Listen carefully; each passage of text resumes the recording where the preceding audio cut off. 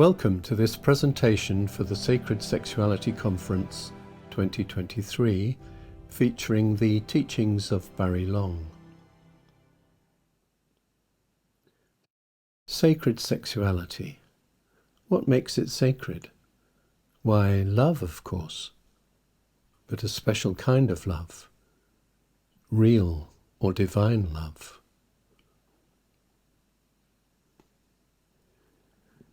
In writing about the divinity of man and woman, Barry said this: "In the deepest region of the psyche, man and woman merge into one divine principle or idea, and as such are indistinguishable from spirit, from source. Being divine, they are united in the ethereality behind existence as a single, dazzling, spiritual light. This exquisitely powerful and creative light is the enduring impulse behind life on earth."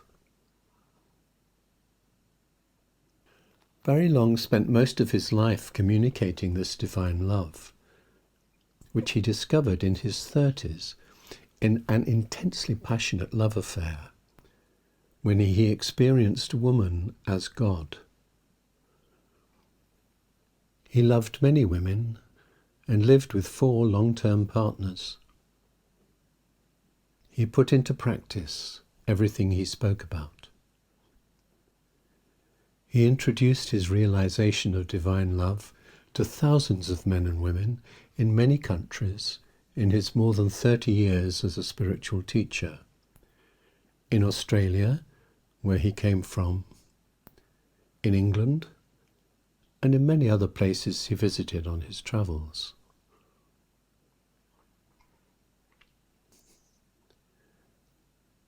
He always said his whole teaching was founded in his profound love of the divine in woman. His work covered every aspect of our daily lives, not only sex and relationships. His first most popular book and recorded teaching was about meditation, but it was closely followed by a set of tapes and later a book titled Making Love, Sexual Love the Divine Way.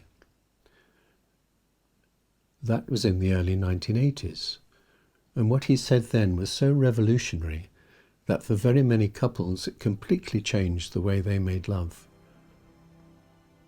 And Barry's influence and inspiration continues to this day. He died in 2003, but he left behind a huge archive of books, audio and video recordings, which is in the care of the Barry Long Foundation. From videos shot at 4 of his live meetings, we've selected some excerpts for you, and they're about the purpose of sex as the means of experiencing the divine in each other. But be prepared to hear some home truths about how we corrupt our sexuality.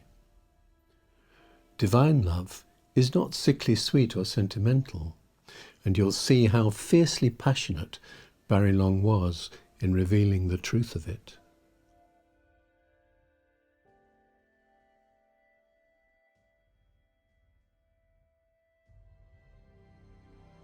I have to repeat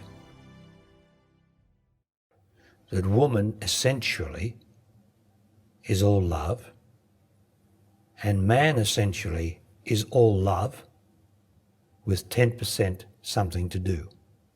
So man is always the doer, he's the doing. Woman, not as a concept, not as an individual necessarily, woman's essence is to just need to be loved.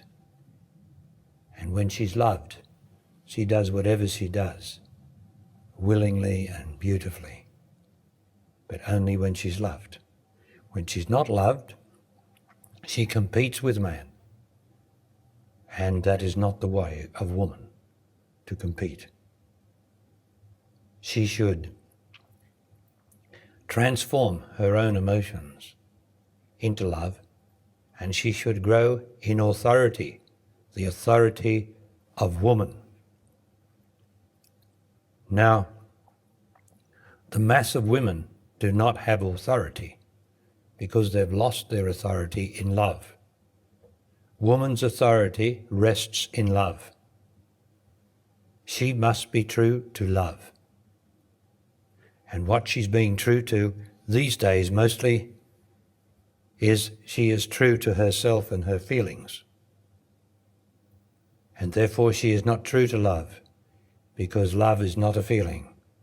Love is a knowledge of what love is.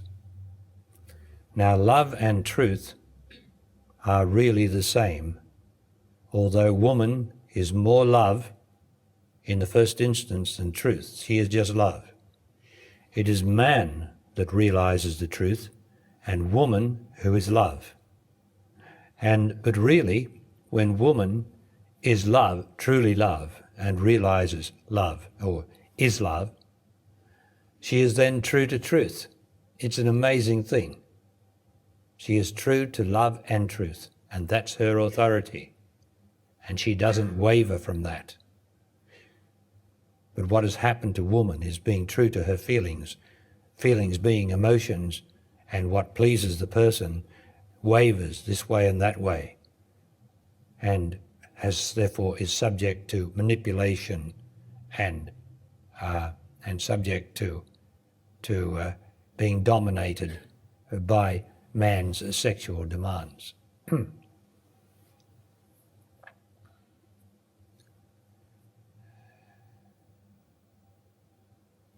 So woman has to discover the authority that is in woman, and that only comes from loving God before the man she loves. If she loves the man first before God, and God is the nothing, God is me inside of everybody, which is indescribable. If she loves the man before God, it is doomed. The more that she loves God, her feelings will start to disappear, and she will not believe any feeling, because she will have the knowledge of what love and truth are. She won't have knowing of it like we can know things in our minds. She will have the knowledge, which is authority. And man, as he begins to turn the sexual imperative, which has been foisted on him through being in existence as a separate body, when he starts to go inward enough to start to love the unknown, the indescribable, the great creator God, which he doesn't know what he's loving, except that he can't help but love it. Then he begins, through the love of woman, he can love a woman rightly, and in the love of woman rightly, and God in the first instance, and the love of woman rightly, he can then transform his own sexuality, and at the same time he will help the woman by loving her, for all she needs to be changed is to be loved.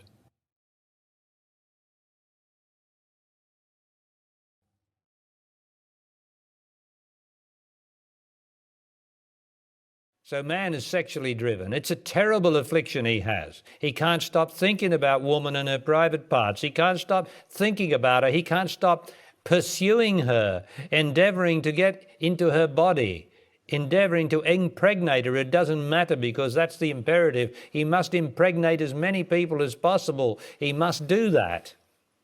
But then the mores of our society have dictated that there must be certain protocols followed, such as you've got to cover up, and you must appear to be honest and be dishonest. That's okay, as long as you appear to be honest and you can be dishonest, and all the rest of that's the dishonesty of our society. And so man's terrible drive to impregnate woman, or to have sex with woman, is covered up in dishonesty, because the society is dishonest about it. Society is dishonest about it, and so man has to be dishonest about it, because the society doesn't realize that man is an uncontrollable sexual urge. And what's controlling him is fear. and self-doubt. And that's the reflex of it, you see, because for every positive there's a negative, and so for every negative there's a positive. So although he's got the great drive to make love to as many women as possible, he's got this reflex action that's suppressing him, his own fears of what people will say, his own fears that he might get caught, his own fear that he might lose everything he's got because of his passion, his own fears that his own fears and his own self-doubt about whether he can do it. I mean, he's got the imagination going, but when it comes to it, right up to the point, often man dreams about it, thinks about it, and when it comes to the point, won't do it because he doesn't think he's up to it. All these sort of things. But that's good. That's what keeps us. That's what keeps it. Some sort of rein on it. Although the dishonesty keeps going underneath, doesn't it? Prostitutes, that's not that the prostitutes are dishonest, it's the man. He's got to go to the prostitutes because he can pay, instead of paying in love with an ordinary woman, he's got to pay in his other love, which is money. Money is the love of society. You can buy anything. You can get massages, Swedish massages to get some money. But how about having you making love to a woman and having her love you, and so that you love her and she her pleasure to massage you, or pleasure to make love with you, or pleasure to be with you? How about that? Oh, it's much easier to pay the money, right? So that is in all men, all of us men. It is in us, and because it is so hidden by society, such a terribly dishonest society where sex is concerned, we develop cunning and we sweet talk women and we talk of love.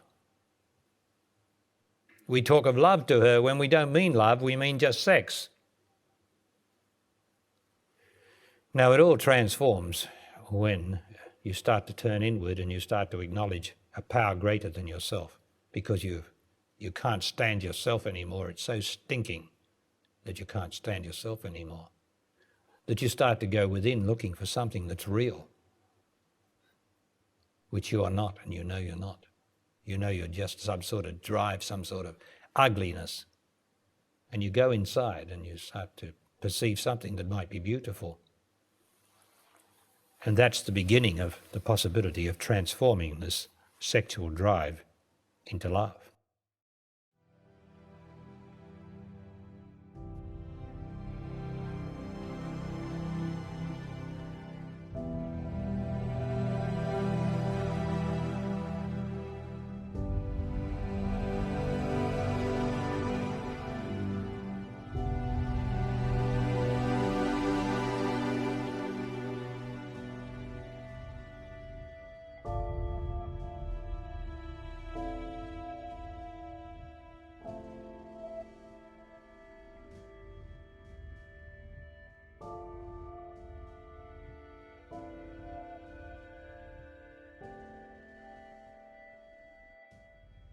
But there is only one man and one woman. And this is the great mystery that the human mind finds impossible to conceptualize, to bring together. And yet love, the love of God, which is the love of true love, will finally bring it together, as has happened to me in this body. There are many paths to God, but there is only one way, and that is love.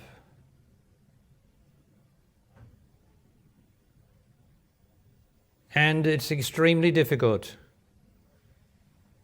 for us human beings, because we live off the conditioning of the past,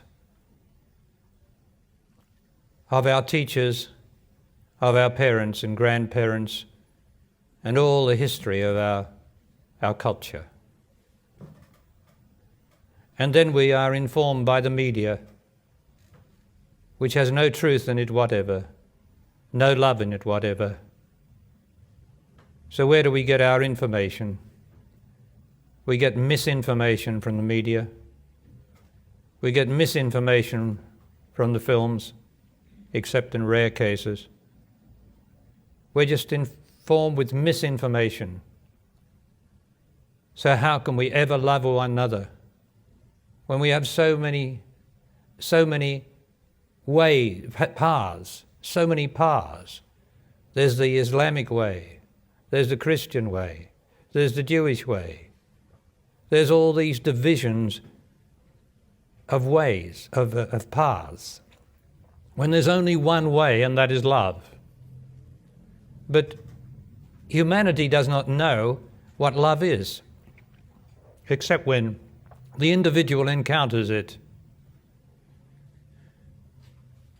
And so we have to learn what love is. And love is the sacrifice of myself. What for? For something greater, for something nobler than the ordinary human aspirations. That's what love is. It begins with that. But of course there's no love greater than the love of God or the unknown, or what I call the other. And that is indefinable. And so the human mind is not satisfied by loving that, because the human mind says, well, what is it? Like all the experts say, well, does God exist? You know, such ridiculous statements and questions, but you can understand from the ignorance that the human mind is where that question comes from. Does God exist? No. God does not exist. God is outside existence in its purity of being, or its purity, I can't say of being even. But God is in existence only as love.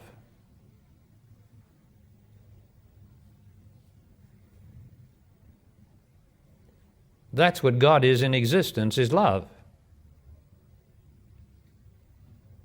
But the way we've been taught is to love sex, to love the sexuality.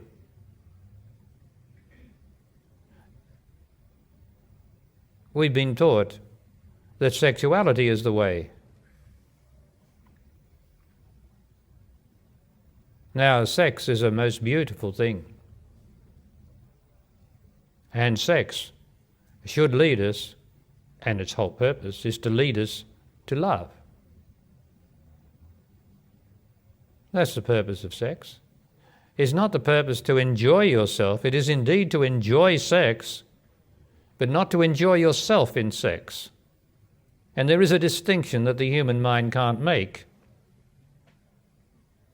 How do I enjoy sex and not enjoy myself? That's the question, isn't it? Well, when you enjoy yourself, you are fantasizing in sex. You get your enjoyment out of the fantasies of going into past emotions, past experience, because we are creatures of the past. All fantasy puts you into a past enjoyment of sex. That's what fantasy is about. You can only imagine some figure that is in the past, because if it wasn't in the past, you wouldn't be able to imagine it. You must have invented it, seen it. And so you fantasize in sex, and then you enjoy yourself. Whereas sex is the most beautiful thing between the man and woman's bodies. It doesn't have to be imagined, because it's a fact that a man making love to a woman is such a superb pleasure in the body that you don't have to imagine anything unless you want to enjoy yourself. And what's the good of enjoying yourself when you're making love to a woman or a man I thought the thing would be to enjoy the man or the woman. But the human mind doesn't work like that. The human mind works off imagination. And that's what makes it sex. It's not pure. So you have to purify the sex in you. And that begins by not giving into imagination. Once I had a couple of years ago, 3 years ago I think, who came to a seminar from an Asian country. And after being with me for that time in which I talk about giving up fantasy, they both said to me, we can't do it. We enjoy the fantasy too much, so we're not prepared to give it up. I said, fair enough, fair enough. And you'd think that would be all right. And it is all right for them because I'm not trying to change them. But the thing is that what love's about, what we are about being with me here, is about a freedom. What would be called liberation. A freedom. Freedom from what? Well, to start with, a freedom from the imagination. A freedom from the need to fantasize, to get an erection or to get some pleasure in the vagina. How about that? Because if you're dependent on imagination or fantasizing to get your pleasure, then you'll be manipulated, won't you? By someone who can bring a new way to fantasize for you. You'll start to love them for the wrong reason. And there are many devices for getting you to fantasize, man and woman, aren't there? All the sex shops are given to that, so that you can fantasize. Then you are vulnerable. And when you want to get out, eventually, of course, it's only true for now, and now might be years, who knows, but it's only true for now. When you want to get out of the persistent need of heightened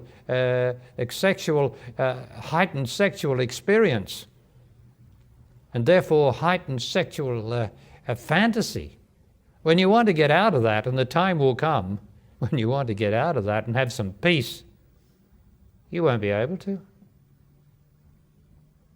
It will mean tremendous self-denial, because fantasy comes from the self, because you enjoy yourself.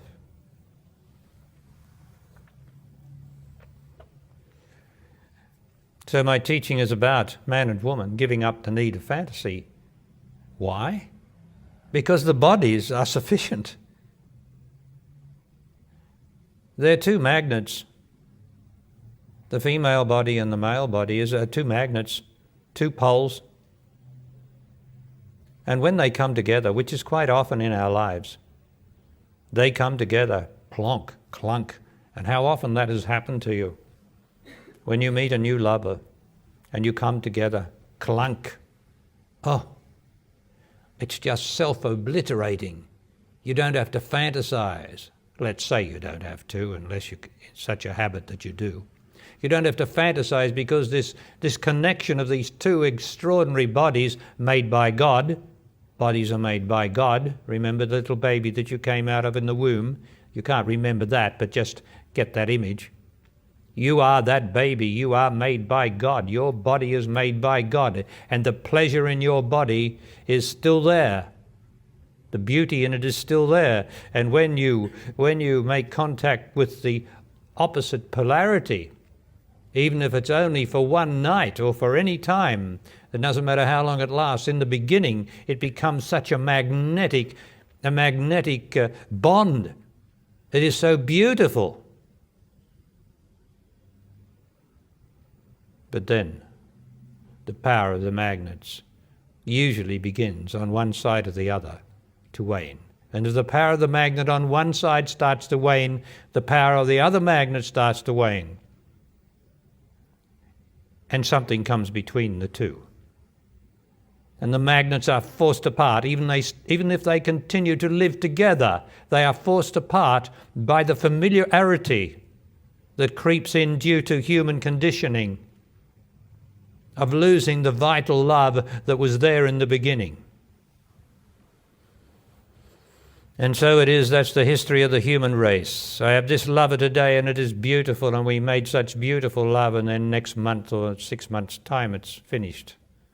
And then I have another beautiful lover. What comes between us is the thought process, the doubting process, the fear process, the familiarity of just accepting what you have instead of remaining with the beauty of what is. To be with a woman or a man that you love in the beginning is a most beautiful thing. So why does it disappear? Because I start to get discontented because of myself. Myself, which likes the last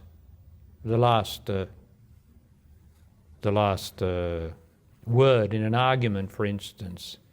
If I have an argument with you, then I would have to ask you, what the hell are you arguing about if you love one another? If you love one another, what the hell are you arguing about? Why is one of you moody if you love one another?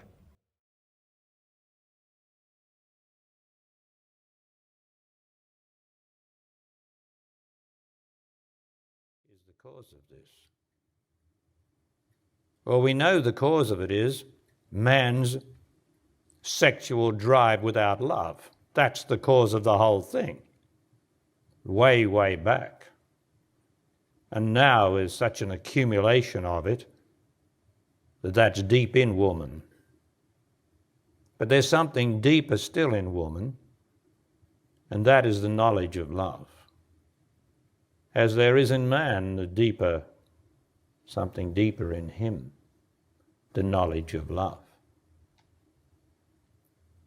But in man, the sexual drive in him, which is his 10%, which a woman is 100% love originally in her essence, and man is 90% love and 10% drive that I've been talking about.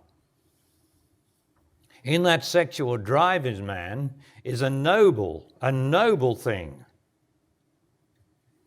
that is not just out to satisfy itself in orgasm or power or manipulation over the woman. There is a nobility in him that relates to God, that relates to the other. And he has the power through his sexuality to love woman. Through the sexual act, he can love her. And that will help to reduce her discontent and her emotionalism. For all she got emotional about and discontented about was not being loved. He can do that. He has the God-given power to do that, for he is a noble creature. But it's very difficult when he has been conditioned by his grandparents and all the ones that came before him, and his mother and father and everyone with the wrong information. It's very difficult. And the newspapers, the media, who excite him with their magazines and pornographic pictures and pornographic films they're all out. They're all the devilish energy which is there to excite you, to take you away from your noble being, to take you away to go and masturbate or go and use some woman prostitute.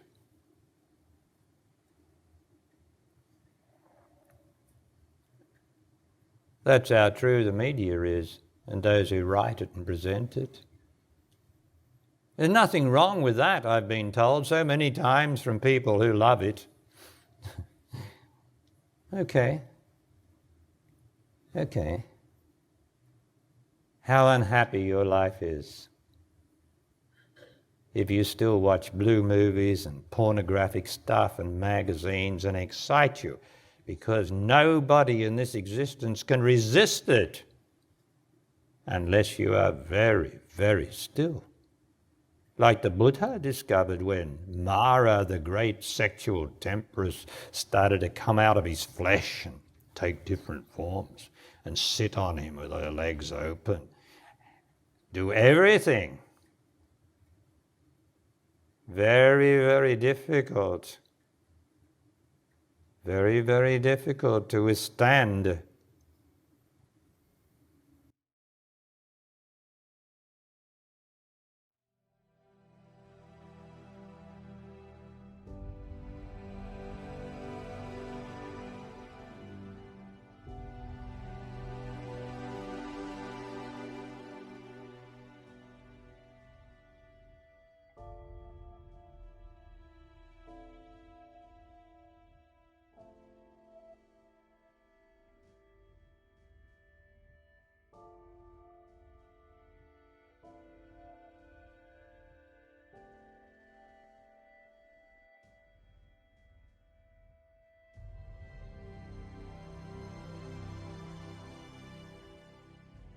Now, the purpose of making love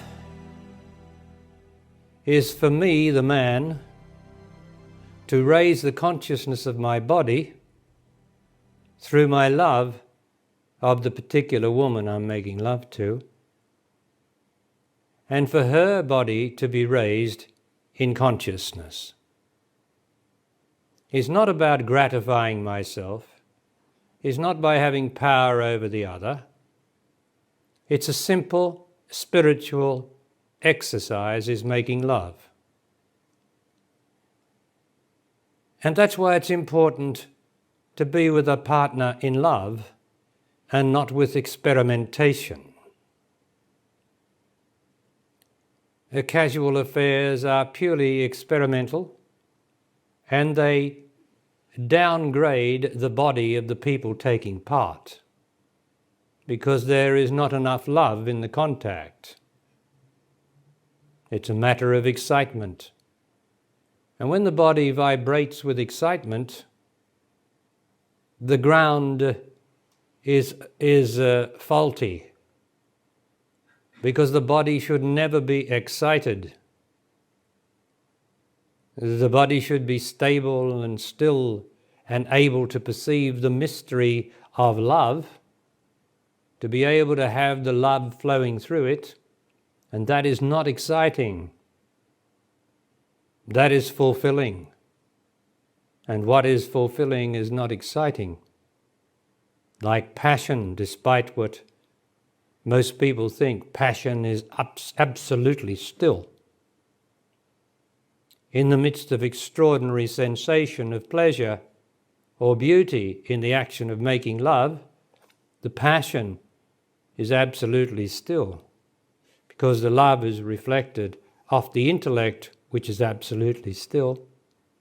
And you get this extraordinary situation of a passion which is absolutely still and yet is creating in the action of physical love, making physical love, creating extraordinary pleasure and beauty. Now, of course, we all pass into that at different times with different partners. That is the wonder of our bodies and of the life that's in us, that sometimes with a different partner we can experience or have a great passionate knowledge of love and pleasure. But what we're looking for, aren't we, is something that endures, an enduring love, not something that's here for a few weeks or a couple of months and then starts to fade. We're not looking for that, surely. And that's why I want to talk to you about the purpose of lovemaking. Now, as far as I am concerned as the man, my purpose, if I make love to a woman, is to, first of all, delight her and not delight myself. It's sufficient for me that she allows me to make love with her, to enter her body, for I would not be entering her body if she did not have some right ground there for me to communicate with. because I cannot enter any body. I have to enter a body that has a certain amount of right ground. And when that's there, I can enter that part of the right ground, and through my love of her, through my love of the principle of woman, and I'm talking for all men, through my love of the principle of woman, I can reach through this ground a part of her that delights her, but at the same time informs her of a love that possibly she has not known before.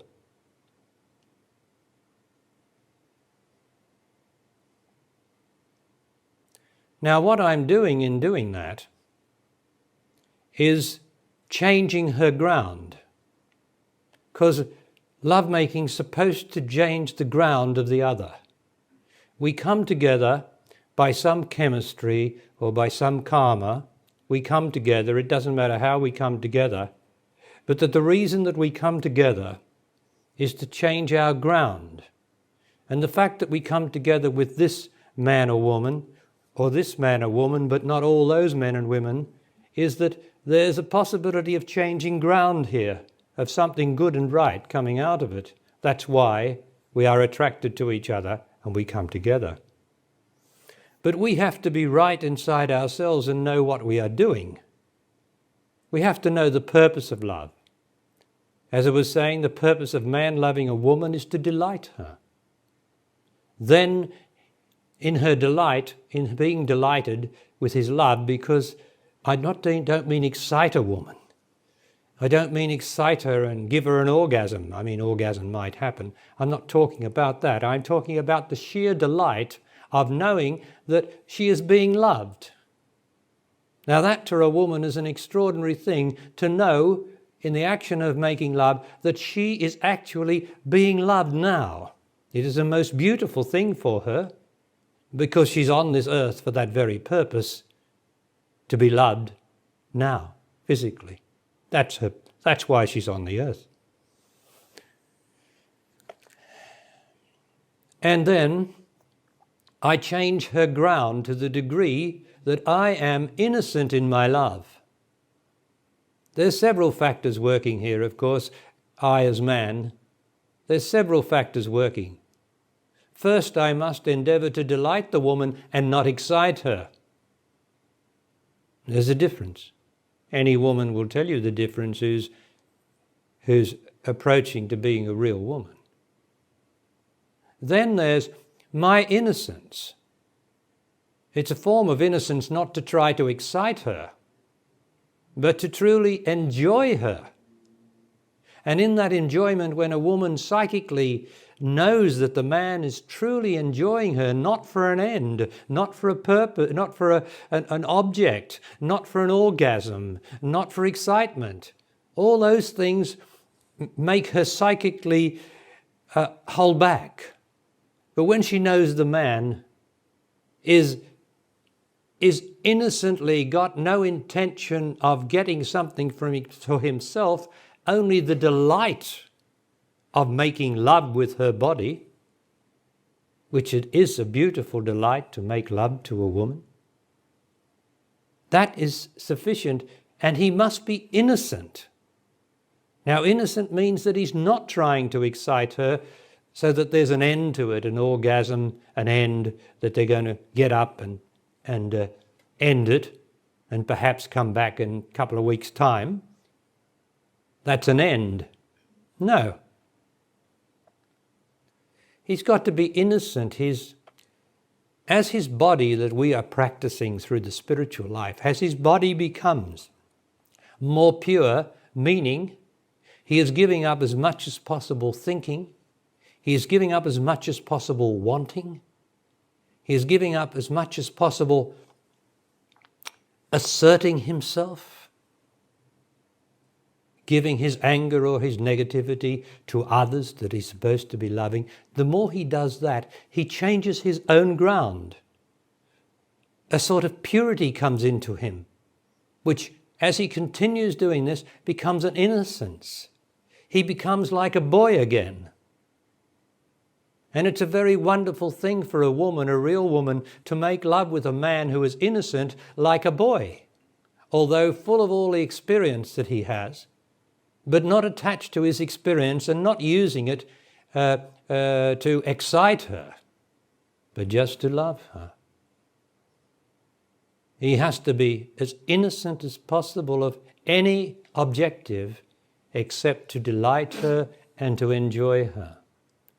Now, if you look at the action of making love, and you've all made love, it's a very beautiful thing in its own right.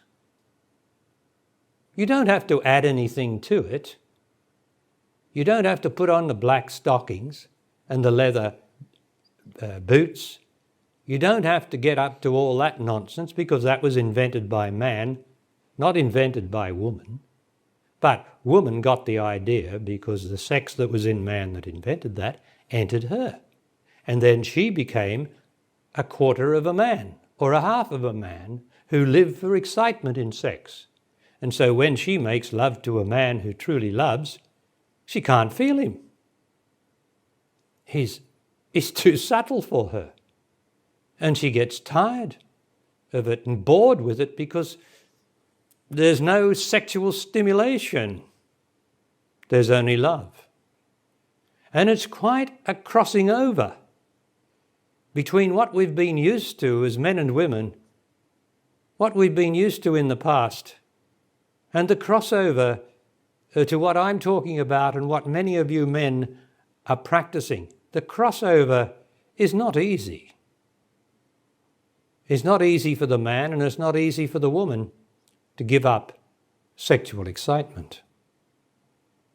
But am I getting it right when I say that the action of making love of two bodies is a very, very beautiful thing, a pleasurable thing, a beautiful thing in its own sensational right?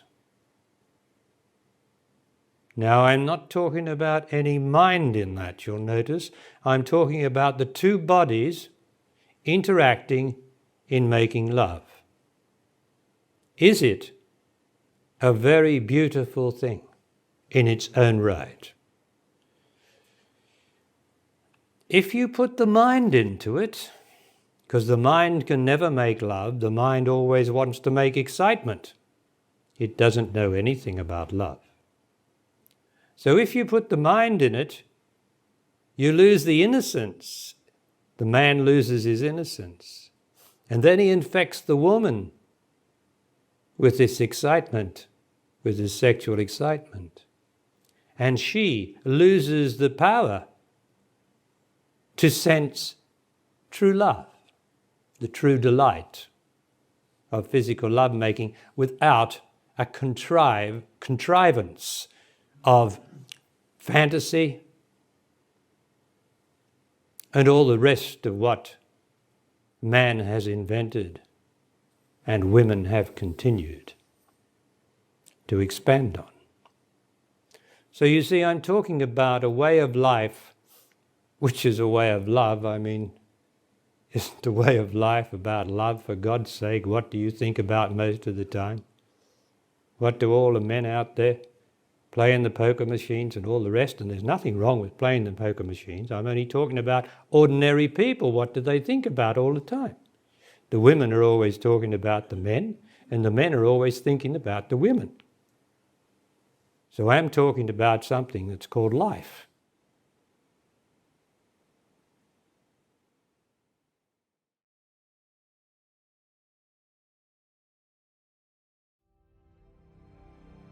And with that we conclude this presentation.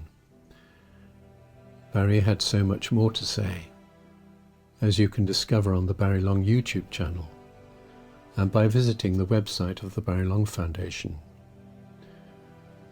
If you want to know more about him, search for a video about his story titled Scenes from an Enlightened Life. You can get Barry Long's book, Making Love, Sexual Love the Divine Way, on Amazon. It's translated into several languages. Thank you for your attention, and may love be with you more and more.